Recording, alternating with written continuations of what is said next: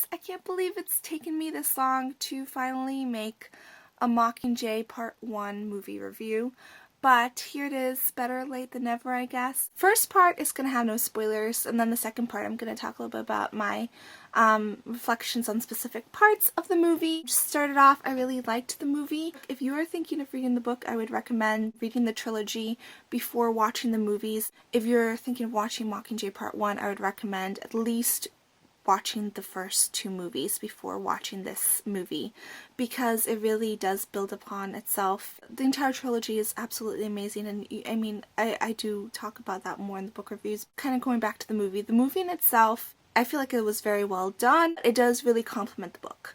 And it doesn't subtract from the book, it doesn't necessarily add too much. Some things are changed, but it really does go well with the story. And I know Suzanne Collins, who's the author of the trilogy, she used to be a screenwriter and she played a role in the creation of the movies. The book really sort of has you live the experience with the characters. In a real life war situation, things can move very quickly. You don't have closure.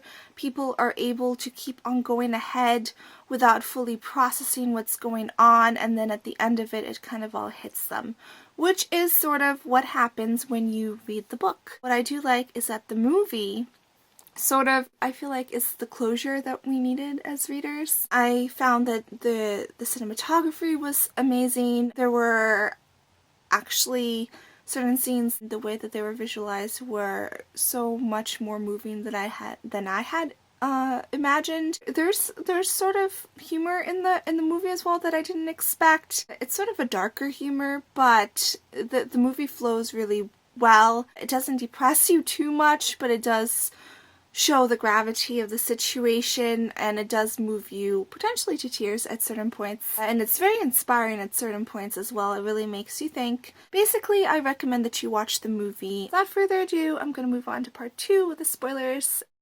First of all, Peeta, that was the character that I could not picture. I sort of guessed that the movie was going to stop at that point where he goes to attack Katniss, but I wasn't expecting the intensity of that attack, which I think was good and actually quite realistic, and then I wasn't expecting how it lingered afterwards. The way that they ended it, it wasn't just like the attack and then it's over, go watch the next movie. It did sort of give a little bit of closure, but not enough. Whether you've read the books or haven't read the books, you're going to want to watch the next movie when it's done. So I thought that that was pretty well thought out, where they ended the movie. I do hope, however, this is a clarification that is made in the books. I hope that they do focus on the fact that it was not just fear conditioning that influenced Peeta to attack Katniss. It was also in large part the fact that his entire ability to understand what is real and what's not real, that has been impaired. And when he warned District 13, they were already putting him through so much, and he still warned them to save them. He's not just someone who, oh my goodness, Katniss, who he once loved, is now this scary person. There's more to that. Another thing that I thought of was when I was watching, and I know that this was added for the movie, so this could just be me drawing a parallel, but I always thought of President Snow. When I think of his name, it sort of makes me think of the white fluffy precipitation coming from the sky. But when she was talking to Snow, and the snow on the TV, this black and white just dots kind of moving all around, and you can't really see what's going on because that's the interference and there's no one there. That's basically what he is. He's this interference. He puts up this screen that nobody can see past. They can't see what's really going on. He keeps people involved in something that's not real. He sets up society with the Hunger Games. Maybe he didn't set it up, but he continued that practice on, which hides the real societal issues, the structural issues of society. It hides the real problems because it keeps people so focused on something else.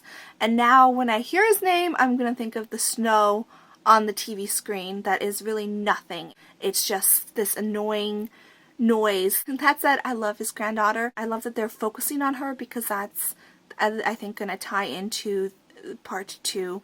I'm hoping it's going to tie in the way that I think it's going to, if it sort of follows the pathway of the books. I feel like they've been intentionally focusing on the granddaughter, and I love when Snow was talking about how it is treason to have any affiliation with Katniss or District 13, and the granddaughter's like untying her braid because she deep down inside really does side with Katniss, but you know what, nobody would know from the districts. They would just see her as Snow's granddaughter, but in reality she has a mind of her own, and she has her own personality and is making her own decisions about who she thinks is right and wrong, and I'm sure it's a very confusing situation for her because she does appear to love her grandfather as well. So I thought that that was really great that they did focus a little bit more on Snow's granddaughter. I thought it was interesting how the Hanging Tree song, I love how they brought that to the center. I didn't make this connection before, but Finnick, he's tying a rope in the movie and also in the book. Plutarch, he changed it to Necklace of Hope in the promo, or propo, which I think was an addition for the movie, but I thought that that was really creative. Plutarch, well, he has great command of words. He's pretty manipulative, but fortunately he's on the right side. He puts Necklace of Hope. Finnick is when he's in his moment of despair, he's tying a rope so that that's interwoven, pun intended, into the story. Oh my goodness. Where she starts singing the Hanging Tree song, it was so much more moving than I had ever expected. The Avox, I forgot his name. I think it starts with a P. He was expecting a lighthearted song, and he got a really serious song from Katniss that showed the depth of her experience that she was struggling to express and to cope with. It was so emotional the way that they linked Katniss singing the song to the propo and then to the effect that was having on the districts. And when you see those people marching towards the dam completely unarmed, just with the explosives, they have basically no hope of surviving, because if they're not shot, they might explode with the bombs, and if they're not directly affected by the bombs, all of the water is going to rush into them. You're just so moved and almost inspired by the heroism of these people who are basically going to their death so that other people might have better lives and to stand up for what they believe in. And that is just so moving and inspiring, and yet at the same time it's tragic, not only for them, but then I had this moment of reflection how the people in the Capitol, they've been fed all of this propaganda from the Capitol as well. Those people behind those helmets, they're on the wrong side. They're doing horrible things, but I'm pretty sure from their point of view, they see these invaders coming to attack them, and they're trying to defend their home. It's so tragic all around, but you still can't help but be completely inspired and moved by those civilians who are basically going to their own death. It sort of makes you reflect on the tragedy of war and how really nobody wins, but regardless of how much I feel like we should try to avoid war, no one can deny the heroism of the people who have given their lives. So I think that there's that parallel. This story really kind of makes you think about some deep things. Again, it's the beginning of the movie. I loved how they started it on such a serious note, where it's actually Katniss who is trying to figure out what's real and to hang on to reality, as opposed to other characters. It showed her struggle, and I thought that was really creative, and the focus on Finnick and how you really get to see the struggle that he has gone through. And I wish that they had said a little bit more about Haymitch and his backstory, as it is said in the book. Even people within his own district didn't know the real negative repercussions of what playing a role in the Hunger Games had on his life. And this goes for Finnick, obviously, which is directly stated in the movie. People think that he won, and they think that everything's great, when it's not. His entire life has been destroyed, not only directly as seen on television, in the Hunger Games, but afterwards in ways that have been hidden from the public. I like the humor that they sort of intersperse some humor in there. Of course, they had to put in the part with the cat, the part with her making, like, having too much makeup when she's trying to do the propo and she's sort of like, go District 13, and she just has no energy behind it. I think they really portrayed that quite well. Jennifer Lawrence, an actress pretending not to act. Okay, so I have heard this criticism that Katniss cares too much about Peeta and it's just like a teeny bopper romance. I want to point out that just because some story has a relationship in it does not mean that the portion of the story that focuses on relationships, romantic relationships, dating, that doesn't mean that that portion of the story is the most shallow part of the story.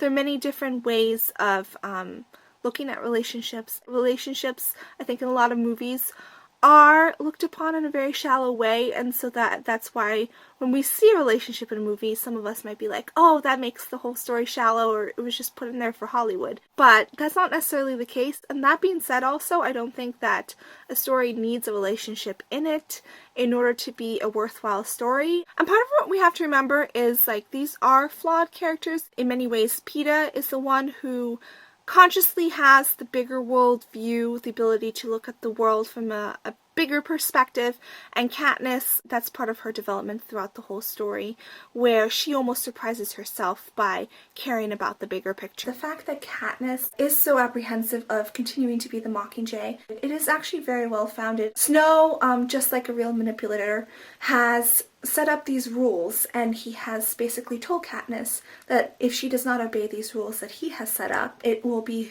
her fault for any consequences that he inflicts. She can't help but feel a sense of responsibility for what happens to Peeta and to the other tributes. Snow has essentially blamed her for the death of most of the people that she's ever known and grown up with. And also, if we think back to the start of this whole story, the premise of the first book, it is Katniss's ability to love a person, to love her sister, to be able to sacrifice herself for her sister, that moves the nation, moves the districts, moves the capital. It doesn't necessarily create the social change, but becomes a catalyst for all of the social change in the books, and is also a main factor in why we love this flawed character and we wish her the best. Part of why we're so engrossed in the story is her ability to love her sister Rue and to care about people. I think that that is an integral part of the story because you sort of see the importance of caring for humanity as a whole and not just being so focused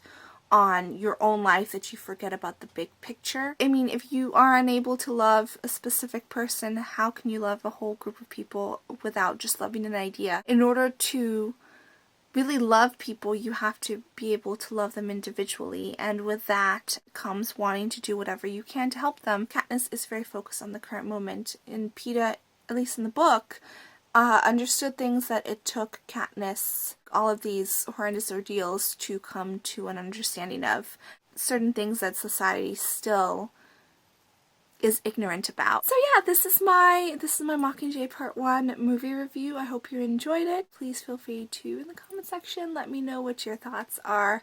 Did you like the movie? Did you not? What are your reflections? Just let me know what you guys think, and I hope you're all having a wonderful day. Bye.